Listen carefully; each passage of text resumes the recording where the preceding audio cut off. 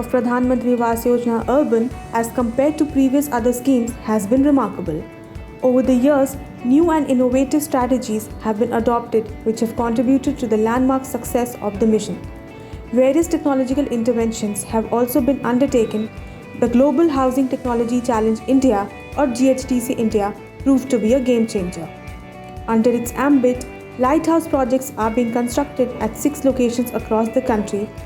In today's episode of PMAYU podcast, Shri Amrit Abhijat, Joint Secretary and Mission Director, Housing for All, talks about the role of construction technology which will give a fillip to mass housing projects. Namaskar, I am Subhashish Das, Director, Ministry of Housing and Urban Affairs. I welcome you all to this podcast on Pradhan Mantri Awas Yojana Urban. We'll have with us esteemed guest, Shri Amrit Abhijat. He is the Joint Secretary and Mission Director for this mission. We have completed almost 6 years of this mission and we'll have a detailed discussion on various issues of this mission. So let us begin. Very welcome to you, sir. Ministry has been promoting new construction technologies in the housing sector in general. So could you please elaborate on that line? Yeah, there's a bit of a story to that actually. This is July 2017. The Honorable Prime Minister was reviewing the progress of Pradhan Mantri Awas Yojana and certain compliances and problems were being discussed.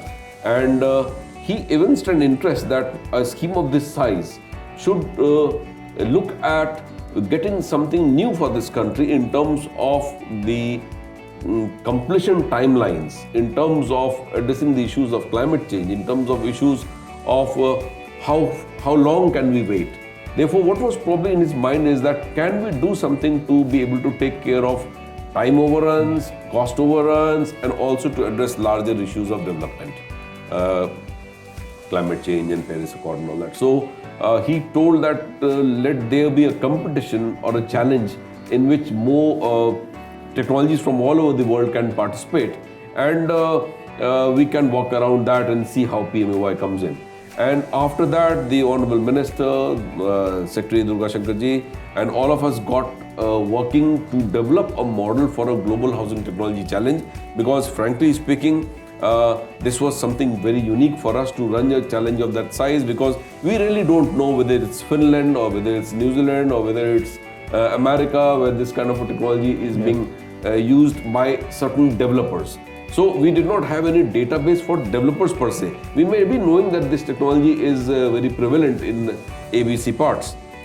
Therefore, we started writing. We had thousands of mails written, and the interest the world showed in coming to our country because of our size, because of our market and the economy was clearly visible in its participation, where about 54 new technologies did participate, and a huge number of participants came out in a very short period.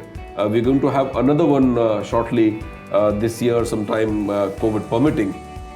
And out of that, 34 technologies came in, and you'll be very happy that these technologies were then passed by the CPWD. These are now being promoted by the state governments. These have been promoted by the ministry. Training program is going on by the name of Technograhis, where students, engineers, municipal corporation, people are being trained. Therefore, what really happened with the GSTC was that it transformed the way construction is perceived in India, because it is bringing in a regime when we are able to talk of houses being made to complete in about 12 to 13 months time, 14 months time. And this is hugely important because money is very scarce, money is very costly now, because you borrow at 12%, you borrow at 10%, you do not have that kind of a time lag.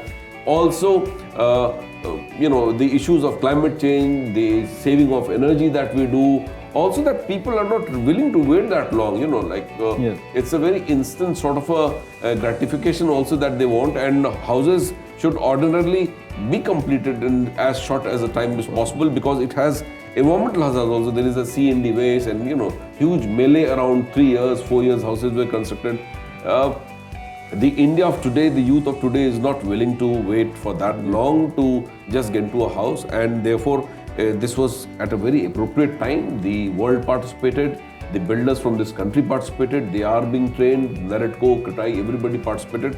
So I see that in the years coming by, we would be in a position to say that our aims, our technology institutes, our government bodies are able to make houses in about 12 months' time, and this will perhaps become the order of the day, particularly in the institutional sector, even if not for the BLC kind of a vertical, because that may take some time. But I also feel that technology will be used even in those houses, if not entirely, for the walls, the floors, the windows.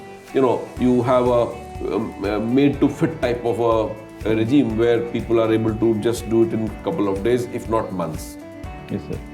So it might take some time. I think BLC will also slowly, they will also adopt such technology. That's what I'm saying. I've seen houses in a couple of parts of the country where the entire wall is prefabricated. Also, the floor that you use is prefabricated. The joining the dots are, if I'm to use that phrase, where pillars and those kind of things are done, but windows are ready-made. So this is something that is happening now, and Assam, your state, is also taking up the bamboo technology and merging with the new technology. So I see a lot of hybrid IT interventions and hybrid technology interventions coming in so far as other schemes are concerned. And also, why only PMAY? I feel that this is about a time where most of the houses in private sector, in institutional capacities, like banks, like private institutions, educational institutions, can obviously come up with new technology. And I have reasons to believe that a large number of housing projects in Noida, in Bangalore, in Hyderabad are now, as it is, taking My One technology, monolith, EPS, are already coming in, and they know that this is being supported by the ministry in a big way, whether it's through manpower training, whether it's through institutional development, the CPWD coming with the SOR and those kind of things. So the ministry has been backing it, and I must thank the Honorable Prime Minister for having initiated this in a big way, because it is a change that we are already seeing, and it will put in the entire logic of construction, the logistics will change in a big way. Sir, we have been hearing about lighthouse projects a lot. So what is it all about? Why is it called lighthouse project? Yeah, this actually flows from the earlier question. The lighthouse projects, after the GSTC had happened, we had a state challenge in which we asked the states that you may get a project of the new technology if you are able to give your encumbrance-free land, beneficiaries, environmental clearance, so on and so forth. So states participated, and a couple of states, we knew that we would be taking 6 of them to begin with, because these would be used as live laboratories, and which is why the name Lighthouse Projects, because they will stand testimony to the Global Housing Technology Challenge, to the fact that a new technology is being built, and these will function as a lighthouse in the sense that it is for the people of this country to see what is being done. It is for government organizations who are into construction. It is for the private sector, for the academia, for the engineers who are coming up, for the skill industry to come up to go and see